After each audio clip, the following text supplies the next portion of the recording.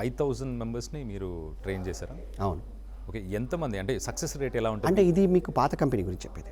వచ్చేసి కోడింగ్ ట్యూటర్లో మీకు 200 plus 200 plus. ఇప్పటి వరకు మనం కోడింగ్ ట్యూటర్ పెట్టిన మంచి 200 ప్లస్.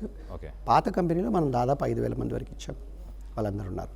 మీరు so you are asking about old company or new company? New కంపెనీలో మీ దగ్గరకు వచ్చిన వాళ్ళలో ఎంతమందిని ప్లేస్ చేయగలుగుతారు మీరు? So it's 100. అసలు ప్లేస్ చేయగలగడం అనేది కాదండి. ఫస్ట్ నేను ఇవ్వడమే జాబ్ ఇస్తాను. This is a internship to employment platform. ఇది కోర్సులు కాదు, ట్రైనింగ్ కాదు. మీకు కోర్సులు ట్రైనింగ్లు ఎన్ని చేసినా కూడా మీకు ఎప్పుడు కూడా స్కిల్స్ రావు. పని చేస్తేనే స్కిల్స్ వస్తాయి.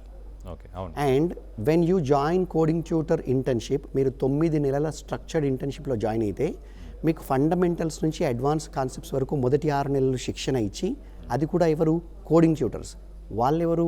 ఆల్రెడీ ఇండస్ట్రీలో 5 నుంచి 15 సంవత్సరాల ఎక్స్పీరియన్స్ ఉండి ప్రోగ్రామింగ్ చేసి రకరకాల ప్రాజెక్టులలో పనిచేసి వెస్ట్రన్ కస్టమర్స్తో అబ్రాడ్ కస్టమర్స్తో మాట్లాడి వాళ్ళకి ఆ అనుభవం రిక్వైర్మెంట్స్ గ్యాదర్ చేయడం నుంచి ఒక అప్లికేషన్ డెవలప్ చేయడం వరకు అనుభవం ఉన్న వ్యక్తులు మీకు ఇక్కడ 6 నెలల పాటు నేర్పిస్తారు.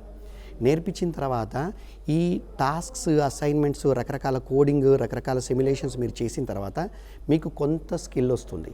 కానీ ఇంకా కంప్లీట్గా మీరు పరిపక్వత రాదు.